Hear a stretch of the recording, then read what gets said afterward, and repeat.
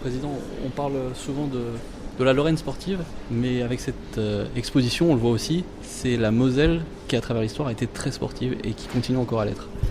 Oui, on parle de la Lorraine sportive, sachant que cette exposition est dédiée à un territoire qu'est la Moselle, qui a une histoire complètement différente de celle de la Lorraine.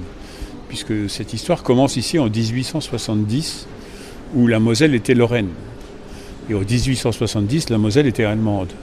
Donc, et ce sont des moments compliqués puisqu'ils ont duré jusqu'en 1918.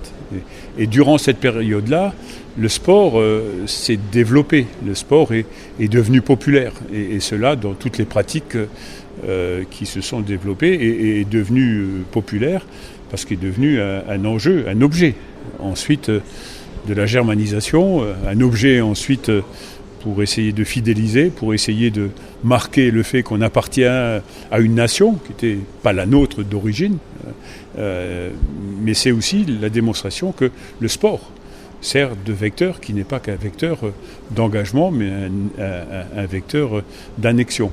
Et cela s'est traduit ensuite, à partir de 1918-1919, par l'attachement à la France.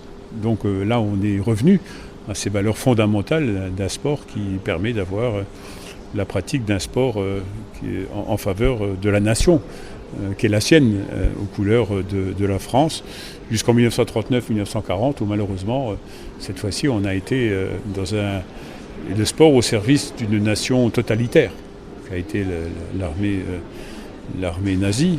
Et là, on voit aussi que le sport est utilisé de la même façon pour faire passer des messages politiques, pour embrigader.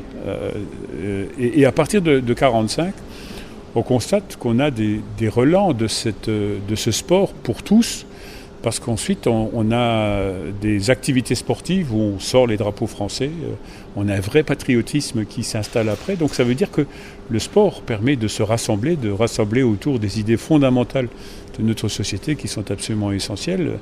Et les valeurs du sport, on les retrouve dans toutes les activités, du plus jeune âge jusqu'au plus âgé. Et je crois qu'il est important que l'on démontre que par ces moments d'olympisme, nous puissions transmettre également ces valeurs du sport. Et c'est le plus haut, le plus fort, et ensemble. Parce que c'est ça qui est important qu'il dit, et ensemble.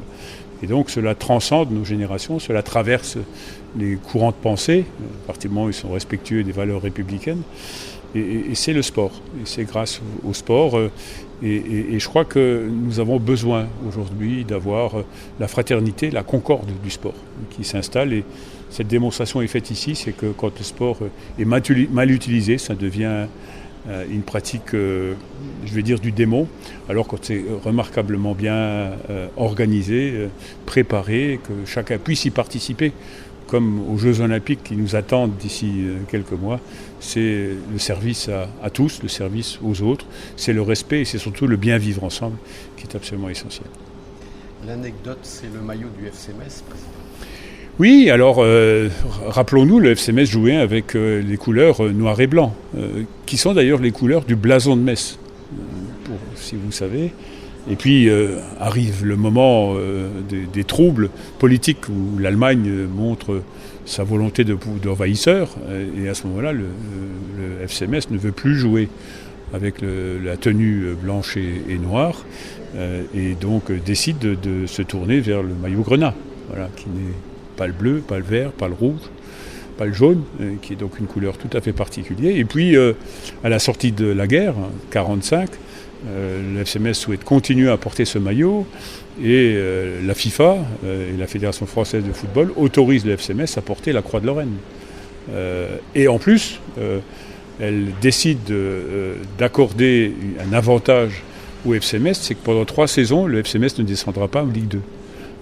Et restera en Liga. Et d'ailleurs, si je vais au bout de l'histoire, la première saison, le FC Metz se maintient et transmet au Havre la possibilité de pouvoir utiliser cet avantage-là, alors que le Havre devait descendre, le Havre s'est maintenu. Et ce qui veut dire qu'on a depuis là tissé des liens très forts entre le FC Metz et le Havre. Et j'étais dernièrement, il y a quelques mois maintenant, au Havre, et Édouard Philippe racontait cette histoire avec Bernard Serin. Et le FC Metz, le Havre, est toujours resté très reconnaissant envers le FC Metz d'avoir eu cette attitude-là à l'époque. Et lorsqu'il y aura, je pense d'ici quelques jours, un match Metz-Le Havre, où il pourra se jouer peut-être le maintien en Ligue 1, on oubliera un peu notre histoire, mais on se la rappellera après, une fois qu'on fêtera. Bon, un bon match nul ferait du bien à tous, en espérant naturellement que ce soit ni Metz ni Le Havre qui descendent en Ligue 2.